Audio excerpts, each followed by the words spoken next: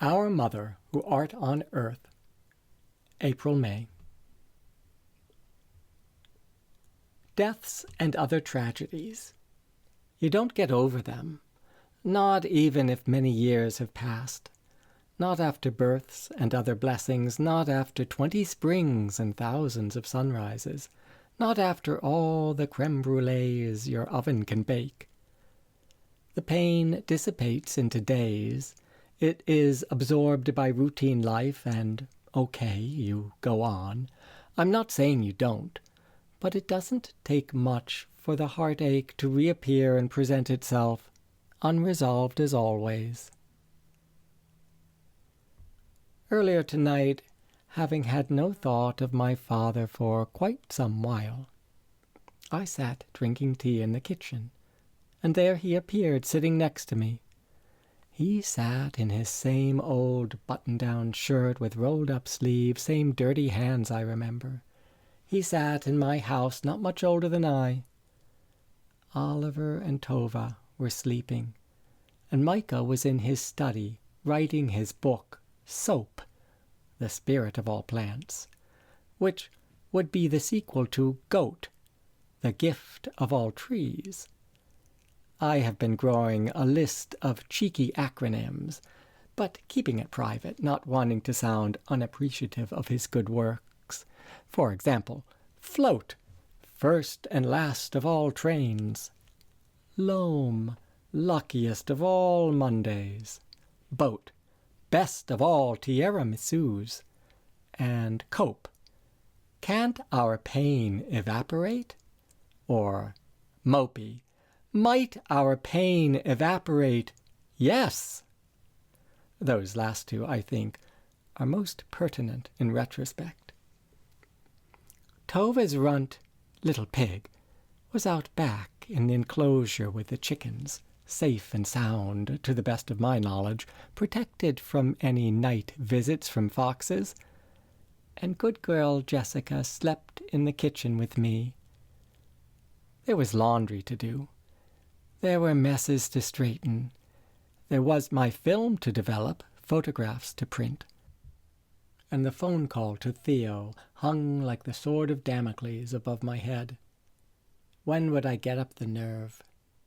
I knew he wanted to be left alone, but Nellie and I had talked about it, and it was clear to us that he was on the wrong track in his isolation. And according to my mother, it was my duty, not only as his sister, but also as the only one his age who seemed to care, to check in now and then, to see that he was doing okay. So I decided, just after 10 o'clock tonight, 10:03 to be precise, to call him first thing in the morning. I'd see to it after breakfast, or following my morning work, though he might not be there. So maybe before lunch I'd call, or after. The evening is always a good time. I could call him then. Or maybe why not just go over with Oliver and Tova? He likes seeing the kids. They'd be my buffer. We could bring little Pig, who he thinks the funniest pet. We'd all say hello tomorrow evening. Yes, I confirmed it with myself. 10:07 by the oven clock, I had it confirmed. If he is home, that is. And why wouldn't he be before dinner? I could bring him some soda bread, which I'd have to bake first. So I'd have to buy some flour, buttermilk. I didn't really want to go to the store in the morning, but I could. Sure, I guess I could. Well, we'll see, I told myself. Mostly I didn't want to think about it. Sometimes you only want to sit. And so I was sitting, not thinking much, just after 10, children asleep an hour before. And there was my face in the night window. I saw it. And though I knew it was a reflection of myself, it also looked like someone else, nearly invisible, made of glass. I didn't want to be invisible, breakable either. I wanted to be made of light, able to see the world in both directions, deep into hidden places and out to what is known. It seems I was trying to think like a window, but I didn't want to think too much about things. Just to sit. It was quiet in the kitchen at that time. Quite black outside, no stars or moon.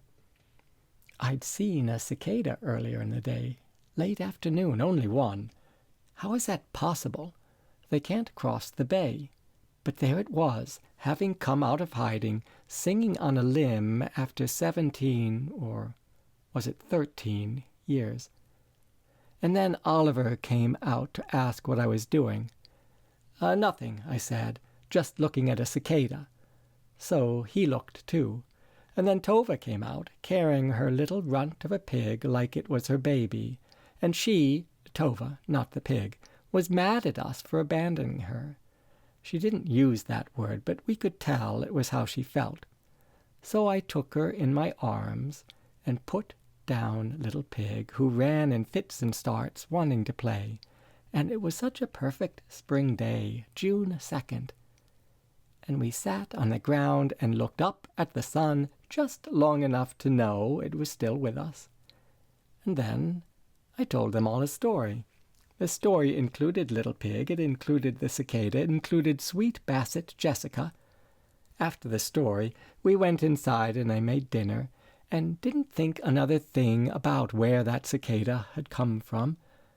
Maybe it had crossed the Chesapeake Bay after all, on a boat, or it came clinging to a branch. There were cicadas by the millions on the western shore. And there had been a lot of wind a few days ago, so maybe the friendly visitor had been blown over. Storms can do that. They bring the most amazing things. And I began to imagine it. It would be the next story I'd tell Ollie and Tova. How all of a sudden, and out of the blue, a friend shows up. A light green leaf. A robin, a cicada, whatever.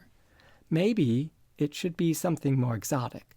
Like a very young bear, very distressed because it was stolen away from its mother. Or not a bear, a tiger. Or a baby dragon. I'd have to think. But yes, a dragon is good. It was after 11, and the house was quiet, 11:09. You know how sometimes the quiet is packed with thought? Well, that's how it was in the kitchen, and it wasn't even midnight. The realm of quiet, full of thought. I wished I could take a picture to show how full it was, but the film in my camera was all used up. Still, what does thoughtful quiet look like in black and white, I wondered. Fog. Fog is one way to see it. A thick, obscuring fog. Trees and other sketchy forms poking through. Another way to see it is a bucket of glassy water with a reflection of the moon and Jupiter. But there wasn't any fog at 11:11 tonight, just a lot of ones, side by side. No fog, no moon or planets either. There was this stubborn darkness, though, and an all-around stillness in my kitchen, which is where I was. And then, looking from my kitchen between the darkness, I caught a glimpse of what was really going on. It was a story of light in the darkness. Reading between the lines, I could see it. The prologue, for starters. I sat tight, waiting for the rest of the story. Micah says there's more to each day if you just broaden your horizons and find it. It's rare. I'm so lucky, as I was earlier tonight, to find things so easily. Wish I could always find the light in things. Then I'd be able to take the best pictures ever. That should be my creative aim, to see the hidden light. Right now I have in my camera a picture that I hope is really good. Now you've got to have hope, but a great picture is even better. I'm excited to see what it looks like when I develop the film. I took it a couple days ago in town by the abandoned mill. There was a father and daughter out early in the morning walking in a ray of sunlight that streamed through the old mill. They paused. It was perfect, and if the picture is good, I'll submit it to the show at the Academy in September. It bothers me some that I snapped the shot from a distance using my telephoto, hiding among the bramble. It bothers me, I mean, that I didn't say hello. I didn't ask their names. There's a $300 prize for best photograph and a $1,000 prize for best in show. That's what I'm shooting for. I wonder, thinking about it, if they knew I was there, if they heard the click. No, you just don't get over deaths. And I wasn't even thinking about it or my father at all until I heard someone pull out a chair at the table. You know how sometimes you think something is a mouse or a moth? Well, it wasn't a mouse or a moth. Not the moon either. Like I said, the moon wasn't nearby. And it wasn't Micah, who was busy in his study. So who else could it have been? Had to be him, right? Because my father had done this to me before. And so I looked over, and sure enough it was him, in his familiar shirt and handsome man face. I knew I couldn't just sit there, sipping my tea in privacy anymore. I had to be part of his world.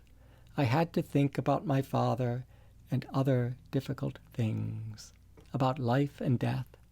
I had to put my attention on him, had to reflect back 20 years, had to feel bad for him all over again. He didn't ask me if I wanted to do all that.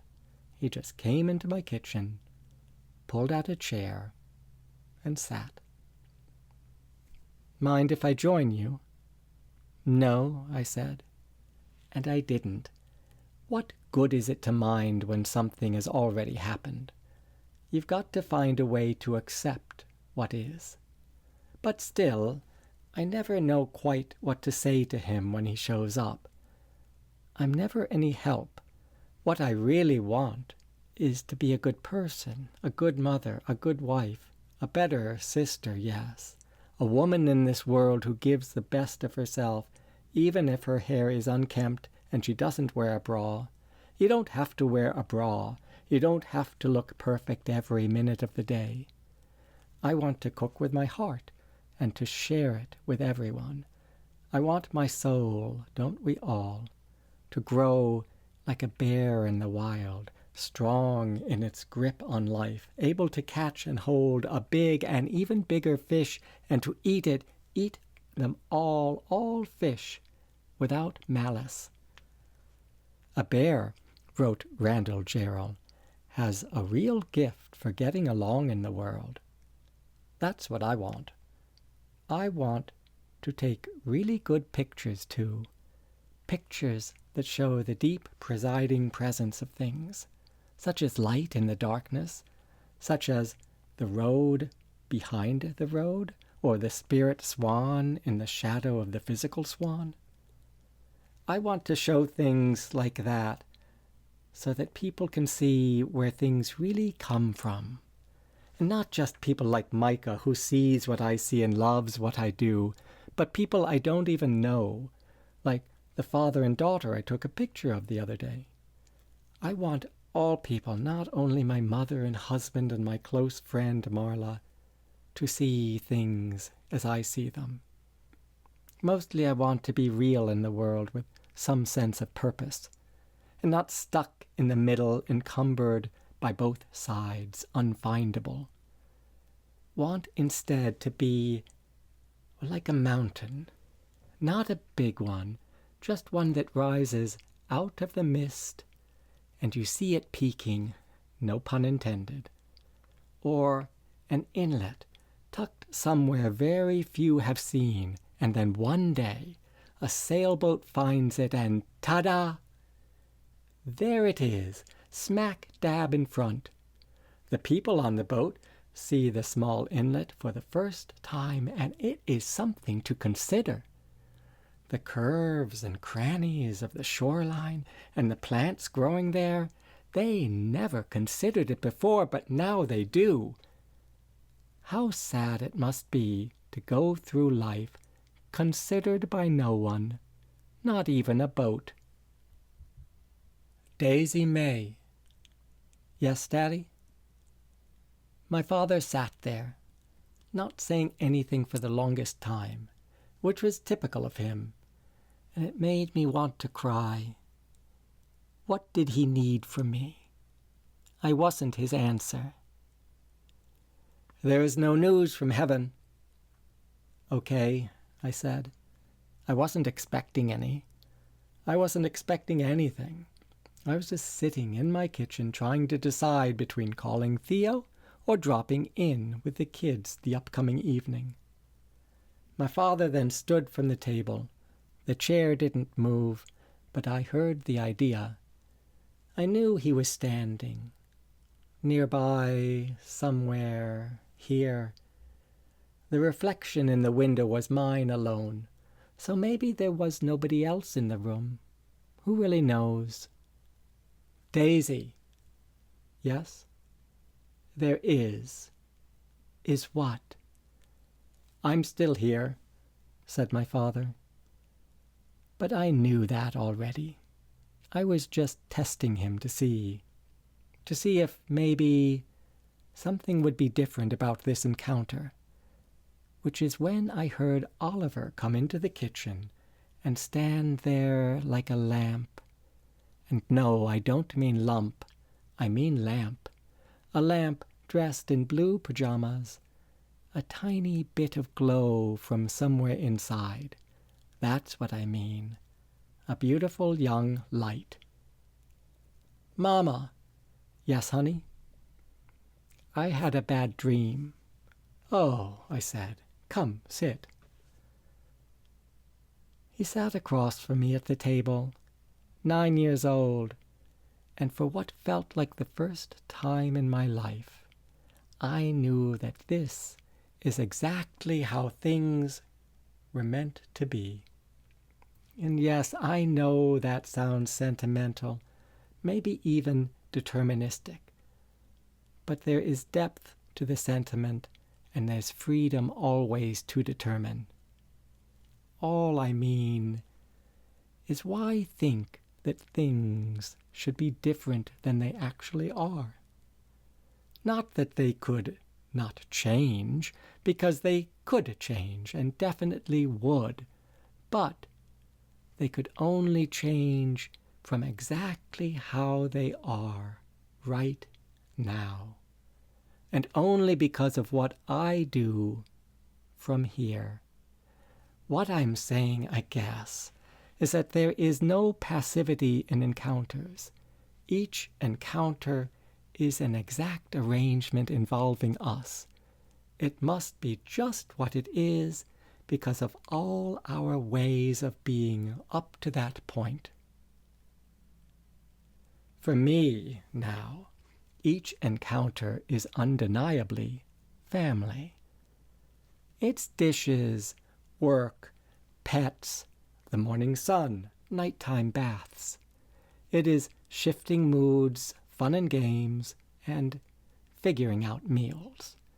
It's relationships to everything and everyone exactly as those relationships present themselves at this very moment. And when Oliver sat there looking at me, I realized the no other wayness of us. I saw the intention of us as if each moment is meant to be. Amazing, isn't it? And I also knew that from within the precision of each moment, I would make my way forward. I am meant to think for myself and grow and somehow move forward to be new and, if possible, a better mother, a better human being. Wow! What a miracle in the space of a few seconds, all because of one bad dream. Tell me, I said to Ollie. What? Your dream? I don't remember. You probably do some. We were outside, and there was a table, and on it this tree growing out of the table. And I was there, and Cricket and Papa and Jessica and other people too, Grandma, Nell, Little Pig. We all were under the tree. It was a park or something.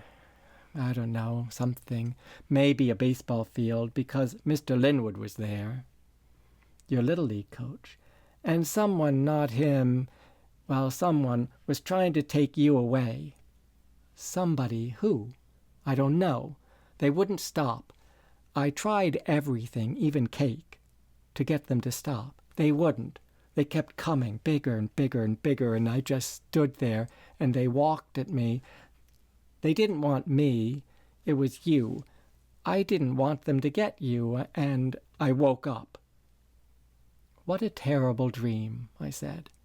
No one will ever take me away. I wanted to tell them they couldn't do it, said Oliver.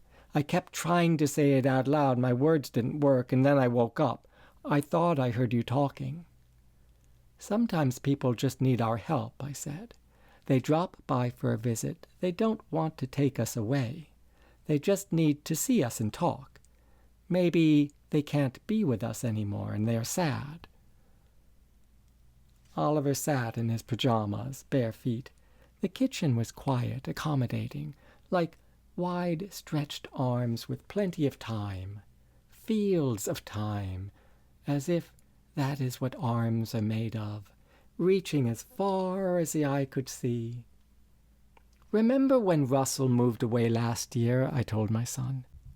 He was sad, and probably knew he would miss having you as a friend. I liked him. What if I'd had a dream where he wanted to take you away? Did you? No, but that is like your dream, isn't it? And I would have done the same as you in your dream. I would have stood firm. I would have said, I'm sorry, Russell, but you can't take Oliver away. You can talk, but not take. But I didn't say that. I didn't say anything. You were brave in the dream, and that says a lot. The point is, and I would say it to Russell or anyone, I'd say, you can't just take another person. You've got to let them be. Now, you can come and visit any time, but you're onto something new yourself, and you've got to learn to take care of things and to be your own person, no matter how difficult it might seem. Why is it difficult to be your own person? Ollie wondered. Well, it shouldn't be, should it? But some people have trouble. That's when I woke up, said Oliver. You did the right thing. It seemed like someone was trying to take me, but really it was just someone being very sad and wanting things to be different. So it's good that you let them take it up with you. It's good to be helpful if you can, but remember, you can tell them what they can and cannot do. Don't let anyone run over you. Run over me? Take advantage of your kindness. Don't let them do that. Okay, said Oliver. I reached across and put my hand on his hand. I hate bad dreams, I said. Me too. Nothing for you to worry about, though. I'm always here, I said. No thought of leaving, and nobody is ever going to take me. Oliver yawned. You believe me? He nodded. I knew he was tired. Do you want a drink of water? No, thanks. You want me to go with you to your room? I'm fine, he said. I thought I heard you talking. I said, not wanting to lie, not wanting to tell the truth either. Instead of answering, I lifted my hand away from my son's. He got up from the table, and there he was, like that lamp again, a very thin glow, a blueness about him, blue being in the kitchen, a blue being brave.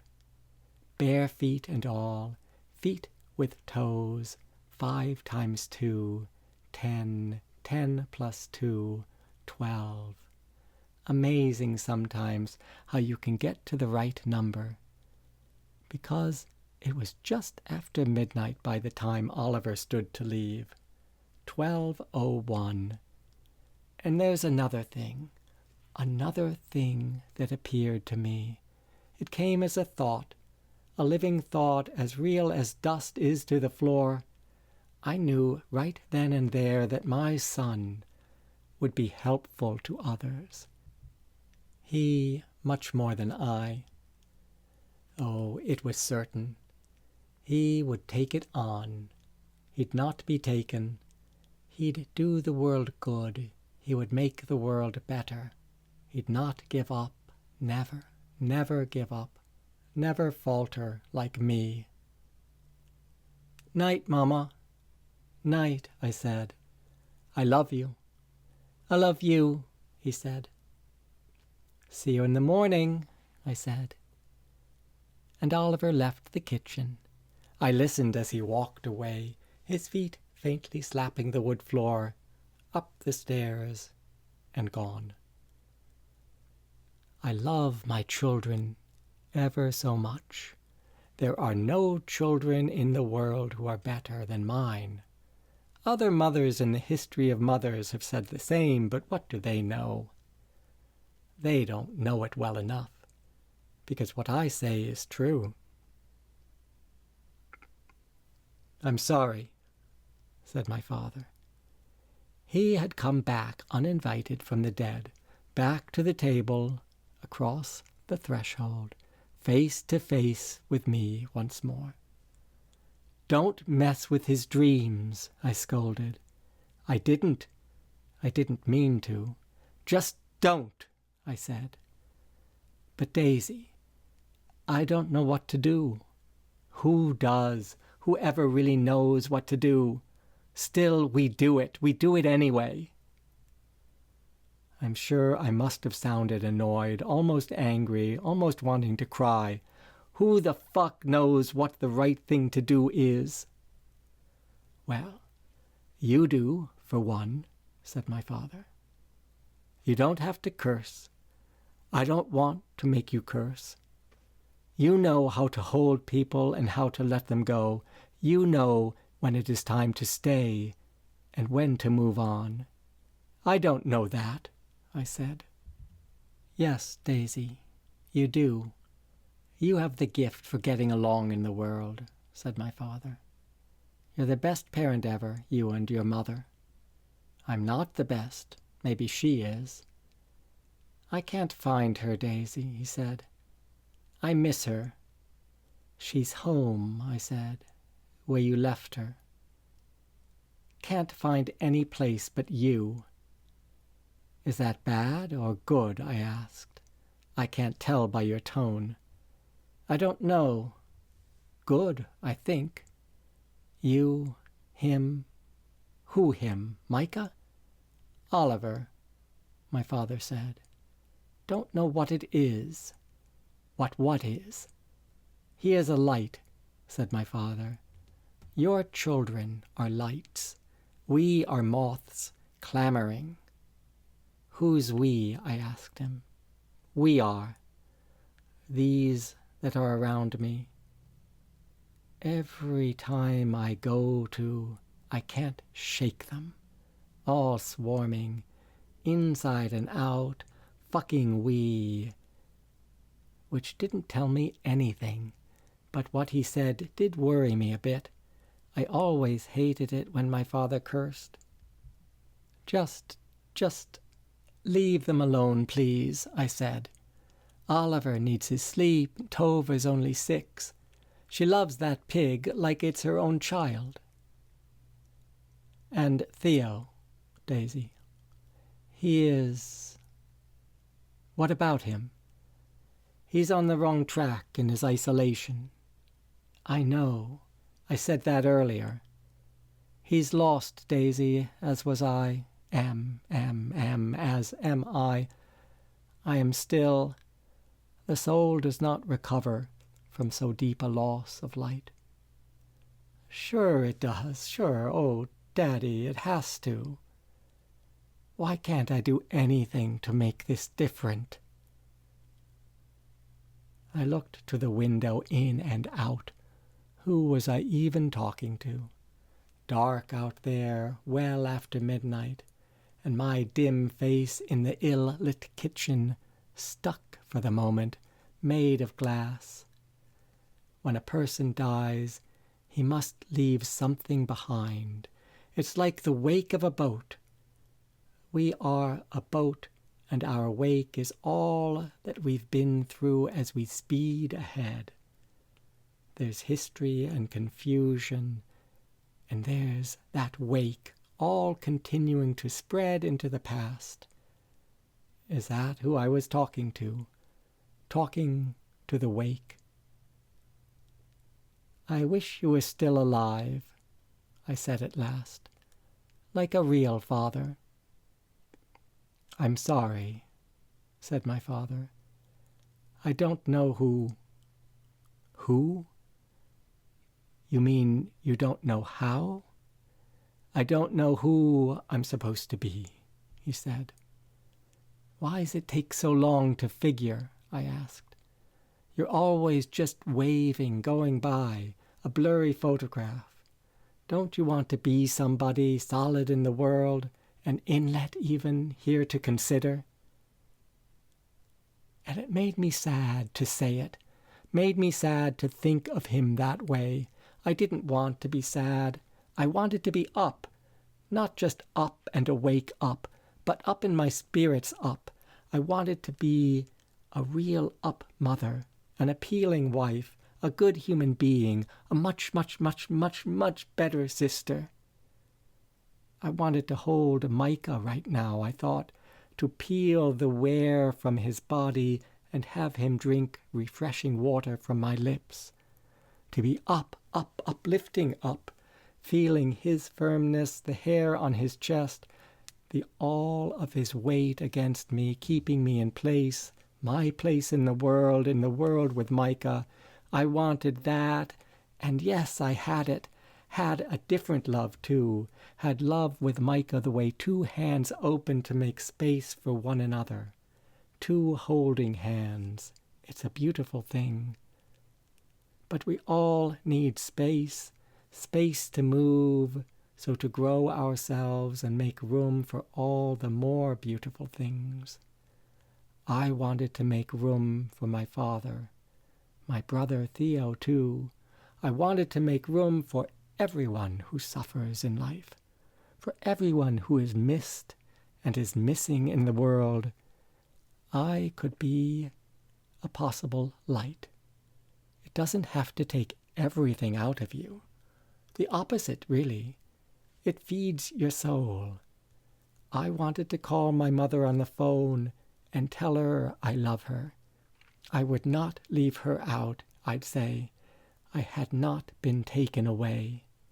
I wanted to sit and drink black tea at her afternoon table, wanted to bring her raspberry tarts with the flakiest crusts, to take her picture out by the sycamore tree, to have her take mine the way she used to, finding the truth of me that was hidden. And I wanted to bake bread for Theo, to bring it to him, to cut it warm and eat it with him, spread it thick with farm, fresh, melty, yellow, organic butter, and gobble it down like happy siblings. I wanted not to think about it any more. Didn't want to think about it any more. Just bake and do and melt and love. Take and give and receive. Wanted to sit here, not think, then get up and do. I let out a sigh. Good girl Jessica whimpered on the rug. I know we are meant to share ourselves and take part in others, to tell and be told, not to be told what to do, but told that in truth and beauty we are unfolding. And would he ever come back, I wondered, so I could tell him that? Would he return while I sat dim in the kitchen? Or better yet, would he be born one day on earth with no bias or burden, but with a fresh start, a new lease on life? It's something that came to mind just then, looking out the window. light from out of the darkness, something about reincarnation. It's a word I wanted to know, the word, the thought, the relevancy of it. Maybe I would use it in a story. 12:22 on the oven clock. Tomorrow already. Micah was awake still. I saw the spread of light like melty butter coming toward the kitchen from his office. Tova and Oliver were sleeping in their rooms. No more bad dreams to spoil the night. No more waking before morning and walking downstairs to me in the kitchen. Maybe instead my children now traveled past me, I thought. Out, way out, away from our house, up among the clouds, among the moons and meteorites, the planets and stars, looking back upon our earth, witnessing things from above, seeing life from deep within, some interior starting place where love, it holds you, and at the same time, it lets you go. Life takes shape, and maybe we witness this some when we sleep. Life has been shaping itself since the very beginning. We've spent a lot of time since that beginning just being asleep. But every day we wake up too. Indeed, we make it a habit to wake in the morning. We rise with the light and begin to think on our own. We think on our own until one day, if we're lucky, we see what is happening. We get the big picture and say to ourselves, I don't want to make a mess of it any longer. I want to do it right. Reincarnation. I took up my notebook and jotted it down. Before I left the kitchen, I jotted down the word so I could see it in the morning and be reminded. It made me feel good to jot it and to think about the living, growing shape of a human life. I'm glad, said my father. Why are you glad? Because everything is clearer to me when you are happy. I think, actually, I've always been happy. I said this remembering my childhood. When I was a girl, maybe 12, I looked at the gleam of morning light on my bedroom wall. The gleam was a happy gleam, or I was happy to see it. It made me want to touch the light and taste it and take a picture and win a prize for that picture. Anything is possible. It made me want to go out on the grass and dig in the dirt. Made me want to be my own good self in the world, as if that's what the light was encouraging. Just sometimes, Daddy, I'm also sad, I said.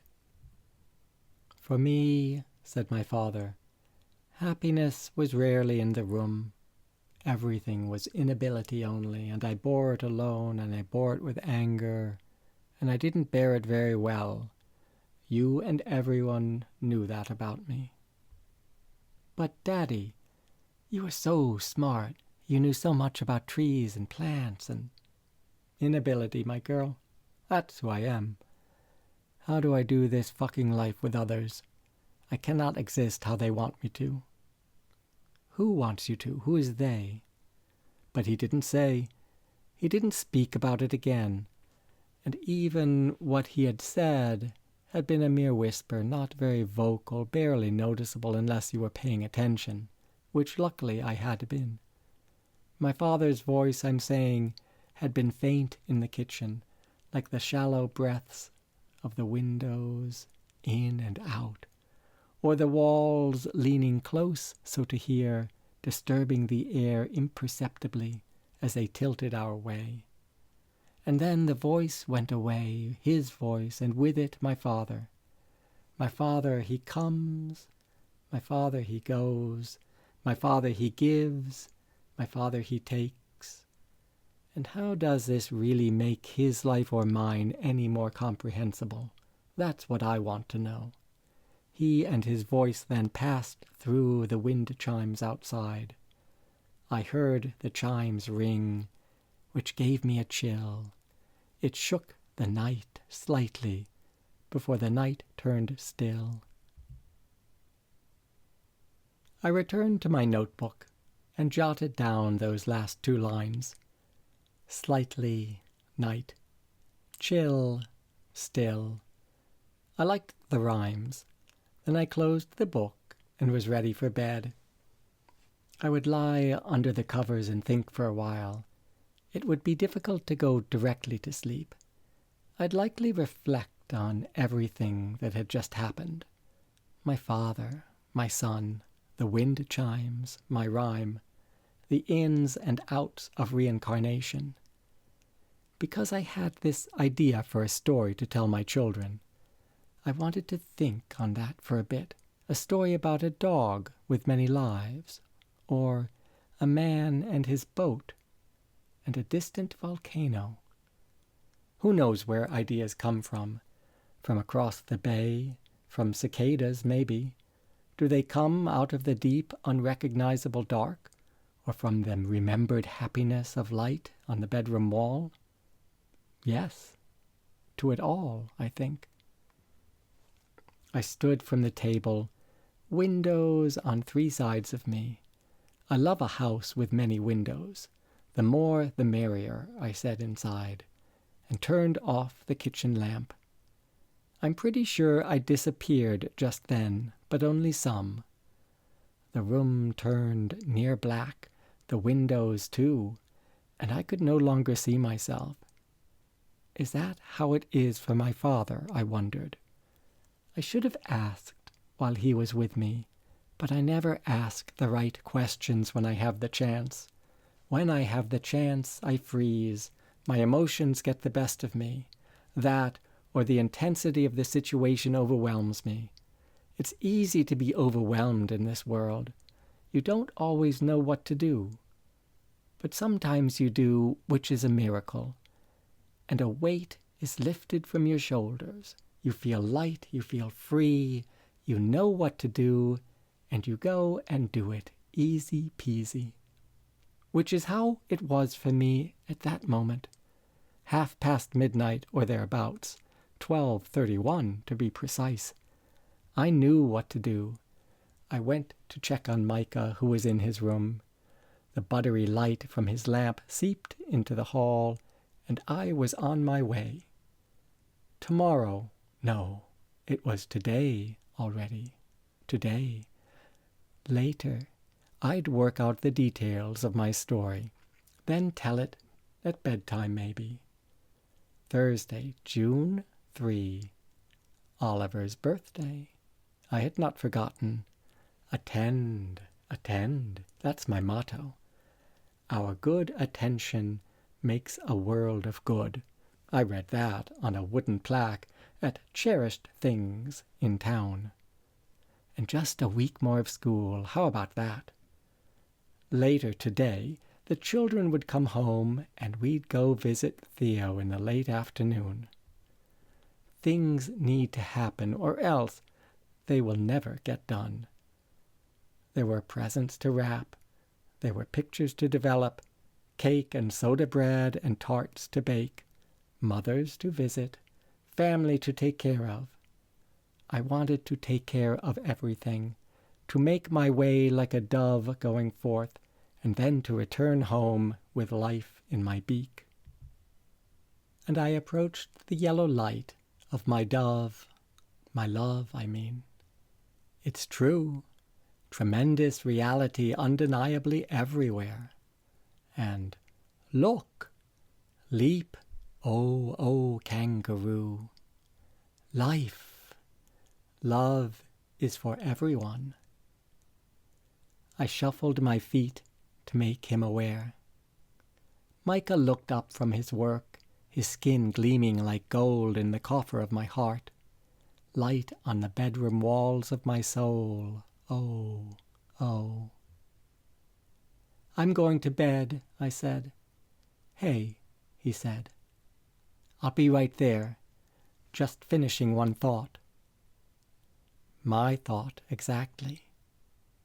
It's good to be. This is how we move with life.